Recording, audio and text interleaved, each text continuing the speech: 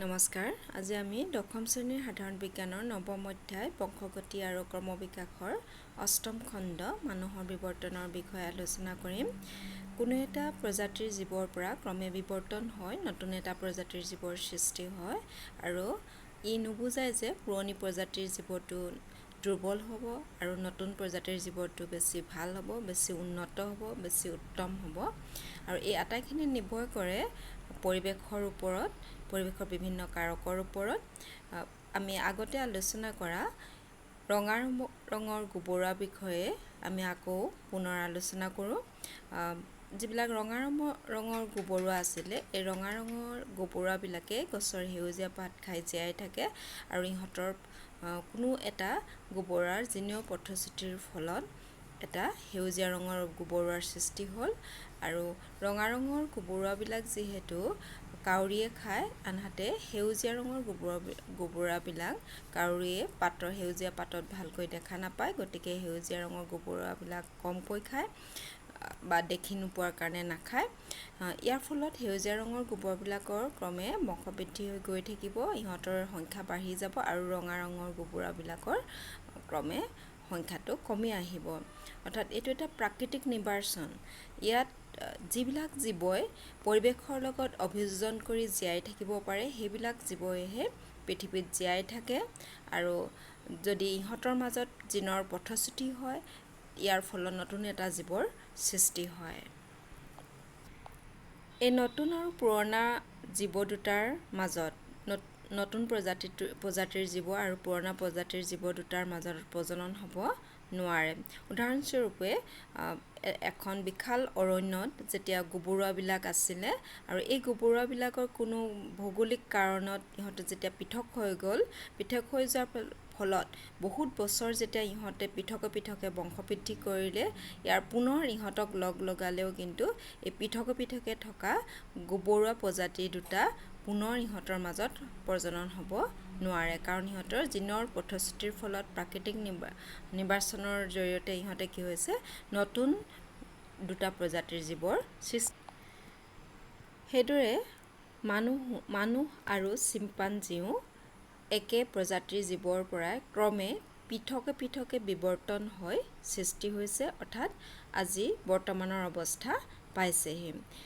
ইয়াত মানুহ প্ৰজাতিটো বেছি শ্ৰেষ্ঠ বা বেছি উন্নত মানৰ বুলি আমি ক'ব নোৱাৰোঁ। অৰ্থাৎ বিভিন্ন শ্ৰেষ্ঠ জীৱবিলাকৰ ভিতৰত মানুহ প্ৰজাতিটোৰ এটা শ্ৰেষ্ঠ জীৱ। বিৱৰ্তন হ'লেই যে কোনো এটা জীৱৰ ক্ৰমোন্নতি হ'ব তাৰ কোনো কথা নহয়। প্ৰকৃততে বিৱৰ্তনৰ ফলত বিভিন্ন প্ৰজাতিৰ জীৱৰহে সৃষ্টি হয় আৰু এই বিৱৰ্তনৰ দ্বাৰাহে ক্ৰমোন্নতিৰ দ্বাৰা জটিল জীৱদেহৰ সৃষ্টি হ'ব পাৰে। আৰু জটিল জীৱদেহটোৱে যে বা জটিল এবিধ জীৱৰ সৃষ্টি হোৱাৰ পিছত সেই জীৱটো উত্তম জীৱ হ'ব বা বেছি যোগ্য হ'ব আৰু সৰল গঠনৰ জীৱবিলাক যে সিহঁতৰ যোগ্যতা কম হ'ব তেনে কোনো কথা নাই। উদাহৰণস্বৰূপে অতি সৰল জীৱ বেক্টেৰিয়াবিলাক একেবাৰে বৰফাবৃত ঠাইতো জীয়াই থাকিব পাৰে, সিহঁতে গৰম পানী বা উতলা পানী বা অতি গৰম ঠাইতো ইহঁতে থাকিব পাৰে, কিন্তু আমি মানুহে নোৱাৰোঁ। ঠিক সেইদৰে কিছুমান চিকাৰী জীৱৰ দৃষ্টিশক্তি অতি প্ৰখৰ হয়, কিন্তু মানুহৰ দৃষ্টিশক্তি ইমান প্ৰখৰ নহয়। ঠিক সেইদৰে কুকুৰ বা তেনেধৰণৰ জীৱবিলাকে মানুহে নুশুনা শব্দও শুনিব পাৰে, কিন্তু মানুহৰ শ্ৰাব্য সীমা সীমিত। মানুহৰ মগজুৰ বৃদ্ধি আৰু বিকাশ আন জীৱতকৈ বেছি হোৱাৰ কাৰণে মানুহে চিন্তা কৰাৰ শক্তিটো আছে। মানুহে বিভিন্ন ধৰণে চিন্তা কৰিব পাৰে আৰু বিভিন্ন বস্তু উৎপাদন কৰি, বিভিন্ন ধৰণে বস্তু তৈয়াৰ কৰি বিজ্ঞান আৰু প্ৰযুক্তিৰ দিশত আগবাঢ়ি গৈ আজি বৰ্তমানৰ অৱস্থা পাইছেহি। আন জীৱসমূহৰ দৰে আন জীৱবিলাকৰ জীৱাশ্মৰ পৰা যেনেকৈ সিহঁতৰ বিৱৰ্তন সম্পৰ্কে ঠাৱৰ কৰিব পাৰি, ঠিক তেনেকৈ মানুহৰ ক্ষেত্ৰতো বিভিন্ন খনন কাৰ্য, DNA সূত্ৰ নিৰ্ধাৰণ ইত্যাদিৰ পৰা মানুহৰ বিৱৰ্তন সম্পৰ্কে জানিব পাৰি। মানুহ আৰু চিম্পাঞ্জী একে পূৰ্বপুৰুষ আছিল ইহঁতৰ আৰু বান্দৰৰ নিচিনাকৈ এই ইহঁতৰ নেজ আছিল। কালক্ৰমত এই নেজবিলাক নোহোৱা হৈ গ'ল আৰু একেবিধ পূৰ্বপুৰুষৰ পৰা চিম্পাঞ্জী আৰু মানুহৰ ক্ৰমে বিৱৰ্তন হৈ বৰ্তমান অৱস্থা পাইছেহি। ইয়াত মানুহৰ বিভিন্ন বিৱৰ্তনৰ বিভিন্ন স্তৰ দেখুওৱা হৈছে। ক্ৰমে মানুহে বান্দৰৰ নিচিনাকৈ চিম্পাঞ্জীৰ নিচিনাকৈয়ে 4খন হাতেৰে চলা ফুৰা কৰিছিল, গছৰ ডালত আছিল। বনৰীয়া হিচাপে মানুহে আন জীৱ জন্তু যেনেকৈ জীয়াই থাকে ঠিক তেনেকৈ মানুহো জীয়াই আছিলে।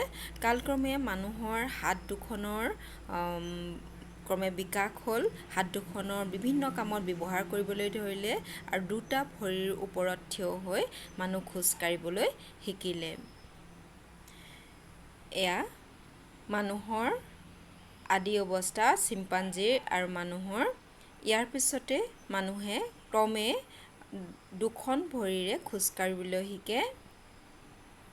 মানুহৰ মুখমণ্ডলৰ লগতে মানুহৰ গোটেই শৰীৰৰ গঠন লাহে লাহে সলনি হ'বলৈ ধৰিলে। এয়া 1.5 লাখ বছৰৰ আগৰ মানুহৰ গঠন, শৰীৰৰ গঠন। প্ৰায় 50,000 বছৰৰ আগৰ মানুহৰ শৰীৰৰ গঠন। আদিতে মানুহে আন জীৱ জন্তুৰ দৰেই চিকাৰ কৰি খাইছিল। বিভিন্ন ধৰণৰ গছৰ ফল মূল, পাত আৰু জীৱ জন্তু চিকাৰ কৰি খাইছিল আৰু আদিতে মানুহে কেঁচাই কেঁচাই জীৱ জন্তুৰ মঙহ, মাছ এইবিলাক খাইছিল। কালক্ৰমত মানুহে জুই ব্যৱহাৰ কৰিবলৈ শিকিলে আৰু জুইত চিকাৰ কৰি অনা জীৱ জন্তুবিলাক পুৰি খাবলৈ শিকিলে। ইয়াৰ পিছত মানুহে বিভিন্ন ধৰণৰ অস্ত্ৰ, শিল বা আন বস্তুৰ দ্বাৰা অস্ত্ৰ তৈয়াৰ কৰিবলৈ শিকিলে। আৰু কালক্ৰমত মানুহে অঘৰী জীৱন যাপনৰ পৰা, মানুহে যিহেতু আদিতে বনৰীয়া জীৱৰ দৰে অঘৰী জীৱন যাপন কৰিছিল, কালক্ৰমত মানুহে গুহাত বাস কৰিবলৈ শিকিলে। আৰু গুহাত বাস কৰাৰ পিছত লাহে লাহে মানুহে খেতি কৰিবলৈ শিকিলে আৰু খেতি কৰিবলৈ শিকাৰ পাছতে মানুহে ঘৰ দুৱাৰ বনাই থাকিবলৈ শিকে। ইয়াৰ পাছত প্ৰায় 5,000 বছৰমানৰ আগতে মানুহে বিভিন্ন ভাৱ প্ৰকাশৰ কাৰণে লিপি ব্যৱহাৰ কৰিবলৈ শিকিলে। লিপি ব্যৱহাৰ কৰি লিখিবলৈ শিকিলে আৰু সেইখিনি শিলত বা গুহাত তেওঁলোকে খোদিত কৰি সেইখিনি ৰাখিবলৈ শিকিলে। এয়া মানুহৰ বিভিন্ন স্তৰ দেখুওৱা হৈছে। ক্ৰমে বিৱৰ্তন হয় বৰ্তমানৰ অৱস্থা পাইছেহি। প্ৰথমতে মানুহে 4খন ভৰিৰে 4টা পদেৰে চলন অংগ ব্যৱহাৰ কৰিছিল এঠাইৰ পৰা আন ঠাইলৈ যাবলৈ। ক্ৰমে ক্ৰমে 2খন ভৰি ব্যৱহাৰ কৰিলে। হাত দুখন বিভিন্ন ধৰণৰ কামত ব্যৱহাৰ কৰিবলৈ শিকিলে আৰু প্ৰথমতে শিলৰ পৰা বা গছৰ ডাল ব্যৱহাৰ কৰি অস্ত্ৰ হিচাপে ব্যৱহাৰ কৰিবলৈ শিকিলে আৰু অস্ত্ৰৰ ব্যৱহাৰ পিছত জুই ব্যৱহাৰ কৰিবলৈ শিকিলে আৰু অস্ত্ৰবিলাক উন্নত মানৰ কৰি লাহে লাহে মানুহে খেতি বাতি কৰি আজি বৰ্তমানৰ অৱস্থা পাইছেহি। মানুহ গোটেই পৃথিৱীতে যিখিনি মানুহ আছে, মানুহৰ প্ৰত্যেকখন দেশৰ মানুহৰ আকাৰ আকৃতি বেলেগ হ'ব পাৰে, কিন্তু প্ৰকৃততে মানুহ একেটা প্ৰজাতিৰ জীৱ। মানুহ হৈছে হ'ম' ছেপিয়েন্স আৰু এই মানুহৰ আদি বাসস্থান আছিল আফ্ৰিকা আৰু এই আফ্ৰিকাৰ পৰাই ক্ৰমে পৃথিৱীৰ বিভিন্ন অঞ্চললৈ মানুহৰ প্ৰব্ৰজন হয়।